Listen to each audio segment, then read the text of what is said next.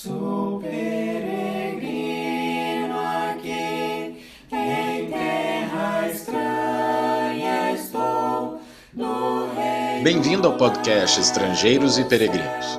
A mensagem de hoje será apresentada por Dennis Allen. Frequentemente ouvimos casos de injustiça, até casos onde pessoas passam décadas presas por crimes que não cometeram. Sabe que a Bíblia trata desse assunto? Em uma profecia sobre a restauração do povo do Senhor, Zacarias apresentou um dos termos que Deus exigiu. Eis as coisas que vocês devem fazer: que cada um fale a verdade com seu próximo. Nos tribunais, julguem com justiça, segundo a verdade, em favor da paz. Que ninguém faça planos para prejudicar o seu próximo, nem ame o juramento falso, porque eu odeio todas estas coisas, diz o Senhor. Zacarias capítulo 8, versículos 16 e 17. Quando os líderes em Jerusalém conduziram a multidão a rejeitar Jesus, ele falou: não julguem segundo a aparência, mas julguem pela reta justiça. Julgar pela reta justiça, julgar com justiça, exige respeito aos princípios revelados pelo perfeito e justo juiz de todos. Um princípio fundamental é a aplicação da lei sem acepção de pessoas. Deus ensinou por meio de Moisés: não seja injusto ao julgar uma causa, nem favorecendo o pobre, nem agradando o rico. Julgue o seu próximo com justiça. Levítico 19, versículo 15. A posição socioeconômica não determina culpa ou inocência. Todos devem ser julgados pelos fatos, não por preconceitos ou interpretações equivocadas de informações.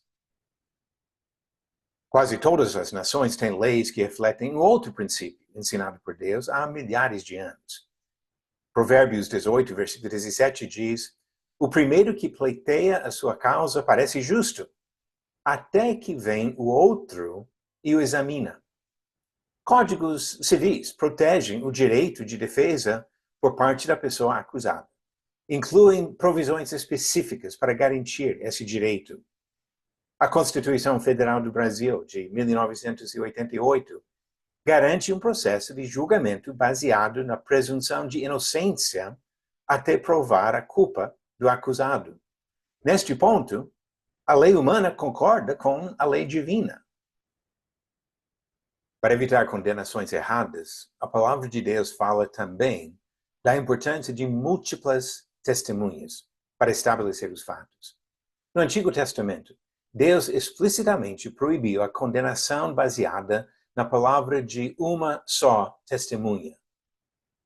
Ele disse em Deuteronômio 19, versículo 15, uma só testemunha não poderá se levantar contra alguém para qualquer iniquidade ou por qualquer pecado, seja qual for que cometer. Pelo depoimento de 2 ou 3 testemunhas se estabelecerá o fato. O mesmo princípio continua valendo no Novo Testamento, tanto nas palavras de Jesus como também do apóstolo Paulo. Jesus disse, em Mateus capítulo 18, versículo 16, pelo depoimento de 2 ou 3 testemunhas, toda questão será decidida.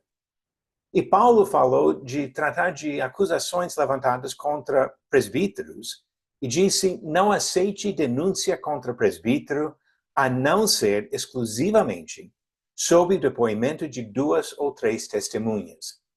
E o fato é que ele não está dando aqui um direito especial para presbíteros, está simplesmente dizendo que eles devem ser julgados pelos mesmos princípios de qualquer outra pessoa.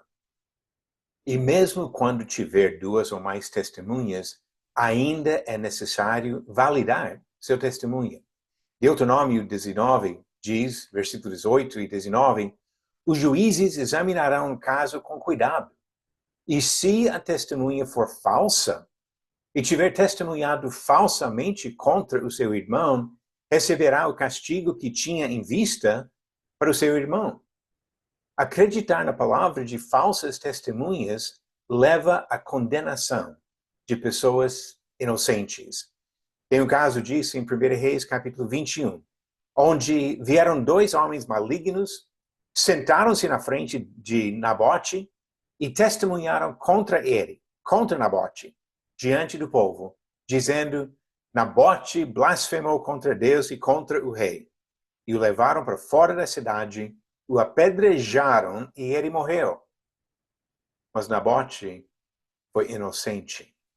E falsas testemunhas condenaram um homem justo. Por milhares de anos, Deus tem ensinado a importância de defender a justiça. A única maneira de cumprir sua vontade é agir conforme a palavra dele. Qualquer desvio desses princípios garante a injustiça e nos faz cúmplices do pecado. Sempre devemos lembrar que o último e perfeito juiz é o próprio Senhor. E quando nós estamos em alguma situação de avaliar, de julgar a conduta de outras pessoas, devemos ter muito cuidado de respeitar todos os princípios revelados pelo Senhor. Obrigado por nos acompanhar nessa jornada pelas Escrituras. Volte amanhã para ouvir mais uma mensagem do podcast Estrangeiros e Peregrinos.